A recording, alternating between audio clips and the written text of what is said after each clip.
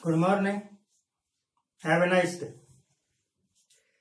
गुरु ग्रंथ साहब में एक तुक है कि जे को जाने हम भक्त ज्ञानी, आगे ठाकुर तिल नहीं माने।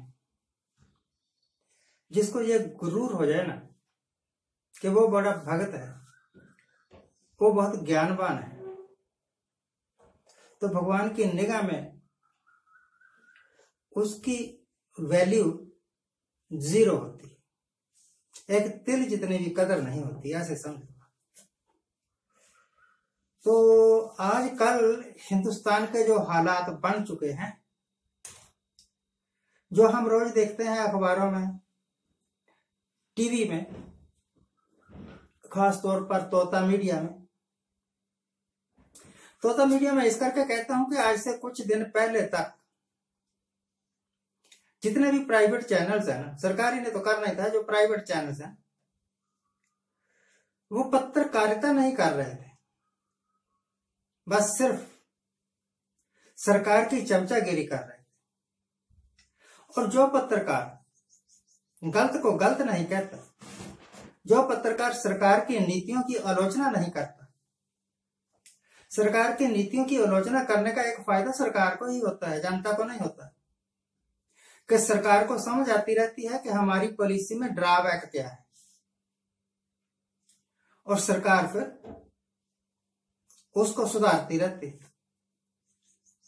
तो पत्रकारों की ड्यूटी तो होती है सरकार की नीतियों की आलोचना करना। अच्छे काम किए हैं उनकी तारीफ करो या ना करो, परंतु जो कमियां हैं, जो ड्रॉबैक्स हैं, जो रह गई है चीज करने से, वो लाइमलाइट में ले आना जरूरी होता है।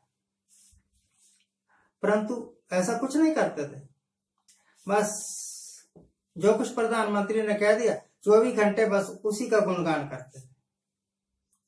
अब कुछ हालात बदले। अभी बंगाल के इलेक्शन थे, तो बंगाल के इलेक्शन के ऊपर ही फोकस था। अब पता नहीं सरकार ने ऑर्डर ही कर दिया है या सचमुच ही अब ये वो कुछ दिखाने लग गए हैं जो देश में हो रहा है। कोविड बीमारी के कारण बड़े बड़े शहरों में, गांवों में तो नहीं, अभी इधर तो ठीक है, जिधर हम रहते हैं ना हिमाचल में, वो तो इट इज ओके।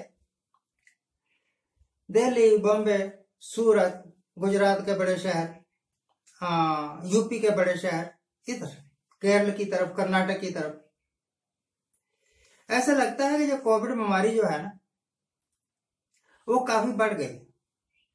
शमशान घाटों में बहुत ज्यादा मुर्दा आ रहे हैं लोग, जिनकी मौत कोविड से हो गई है।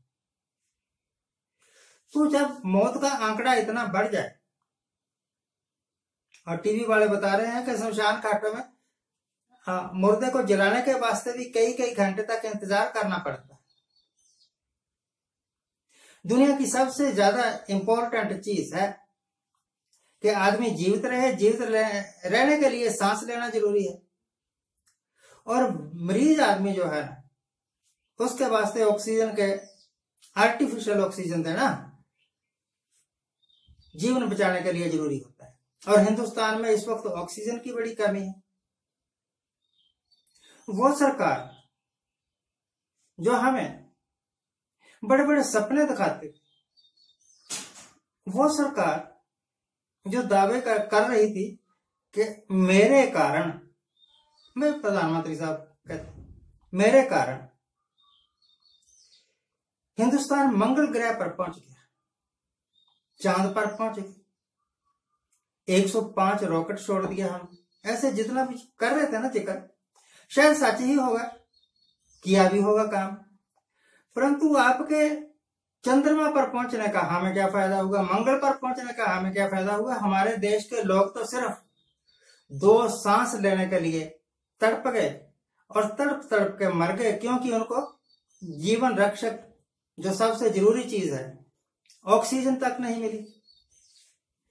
तो ऐसे लगता है कि सरकार ने जितने भी वादे किए थे, दावे किए थे कि हम ये कर देंगे या हम ये कर चुके हैं, उन सभी को नजरअंदाज करके सिर्फ एक चीज पर अगर हम फोकस करें कि इस वक्त हेल्थ की क्या सिचुएशन है हिंदुस्तान में, और तब जबकि हिंदुस्तान में एक हेल्थ मिनिस्ट्री भी है, एक हेल्थ मिनिस्टर भी है, और प्राइम मिनिस्टर साहब खुद हर एक महकमे को देखते हैं।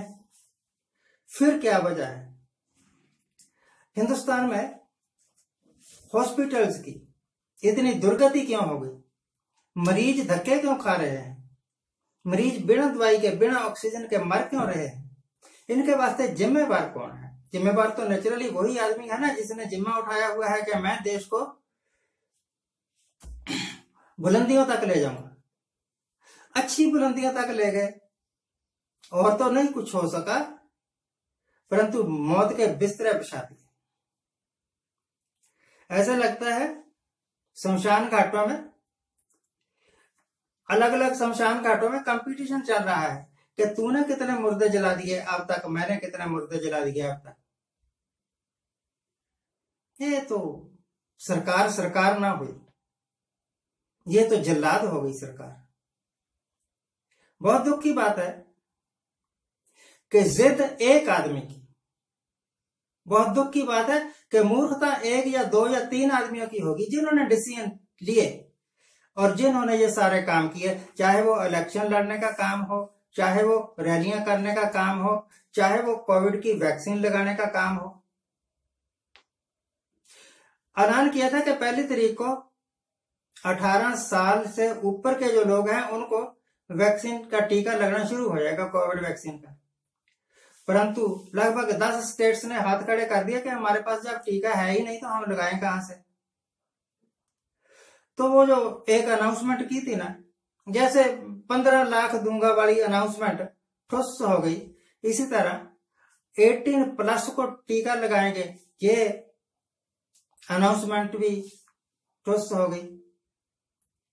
तो सिर्फ अनाउंसमेंट्स कर देना जरूरी नहीं, सिर्फ ऐसे वायदे, ऐसे भाषण दे देना जरूरी नहीं है जिससे कानों में रस सा घुल जाए।